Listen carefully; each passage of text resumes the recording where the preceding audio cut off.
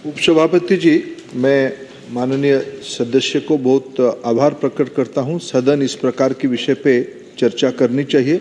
उन्होंने कोठारी कमीशन से अभी की हमारी प्रधानमंत्री नरेंद्र मोदी जी के नेतृत्व में 2020 में जो राष्ट्रीय शिक्षा नीति बनी, वहां तक की उन्होंने उल्लेख किया।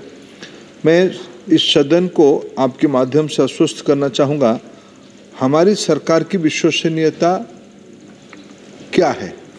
जब हम 2014 में 14-15 में हम लोगों को जिम्मेवारी आई, तब हमारी एक्सपेंडिचर जीडीपी की 4.07 था, जो प्रतिवर्ष आगे बढ़ते बढ़ते इसी बार 18-19 तक, जिसकी कैलकुलेशन हमारे पास है, वो 4.3 तक आई है। इट्स ए ग्रोथ ट्रेजेक्टरी उसकी आगे बढ़ रही है।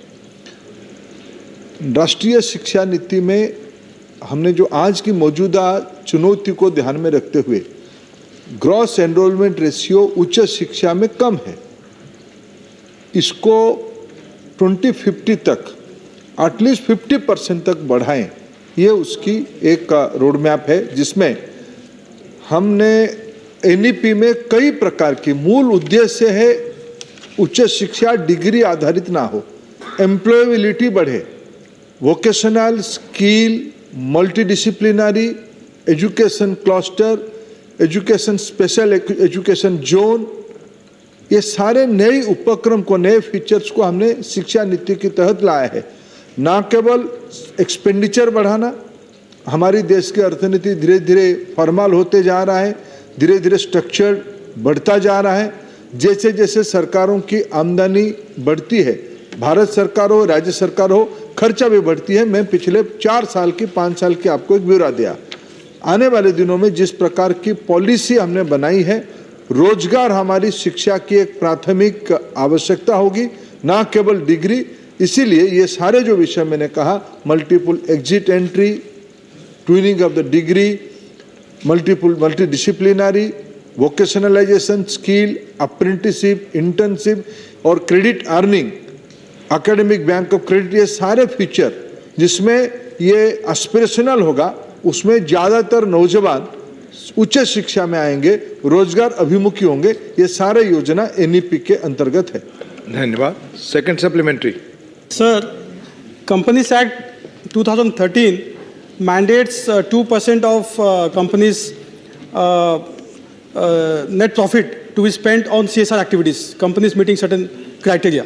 So, sir, my request and question to Honorable Minister would be, will you recommend to the government that 50% of that 2% CSR spend should be spent for education, and particularly for education in the aspirational districts? Thank you. उपाध्यक्ष महोदय, aspirational जिला हमारी प्राथमिकता में है। इसीलिए पिछले 4-5 सालों में रूसा जैसे हमारी स्कीम की प्रायोरिटी देश की पिछड़े इलाका है। अभी चंद दिनों में हम रूसा 3.0 भी लेके आएंगे। हम उसी में से प्रायोरिटी दे रहे हैं, कैसे पिछड़े जिला, डार्क इलाका, विशेष करके एस्पिरेशनल जिला को महत्व देंगे।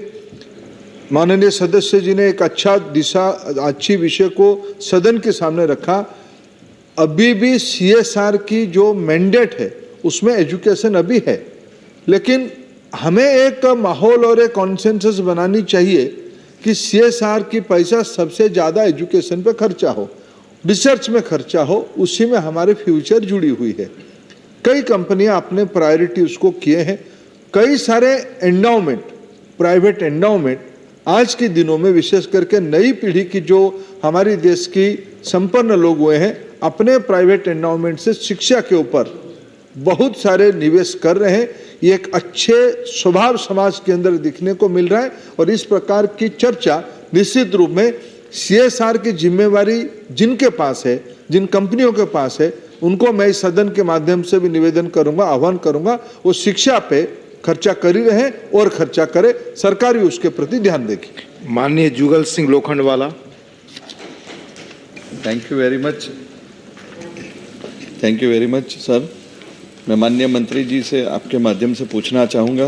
पहले तो बहुत सारी शिक्षा नीति पे आपने बहुत अच्छा कार्य किया है, इसके लिए मैं बहुत बहुत धन्यवाद भी देता हूँ। साथ में मैं जानना चाहूँगा कि CRS फंड और अलग अलग जो फंड होते हैं उसके माध्यम से आप लैब को, जो बच्चों के लिए जो जिज्ञासा उनके अंदर होती है, वो लैब के लिए कोई अलग है या बच्चों के लिए कुछ अलग लैब का कोई पार्टीशन रखा हुआ है क्या? बच्चों के लिए नई शिक्षा के अंदर बच्चों कैसे वैज्ञानिक बन पाए या तो कुछ नया इनोवेशन कर पाए, ऐसा कुछ किया हुआ है? धन्यवाद। धन्यवाद। उपसभापति महोदय, राष्ट्रीय शिक्षा नीति की एक प्रमुख विषय नवाचार है, इनोवेशन है।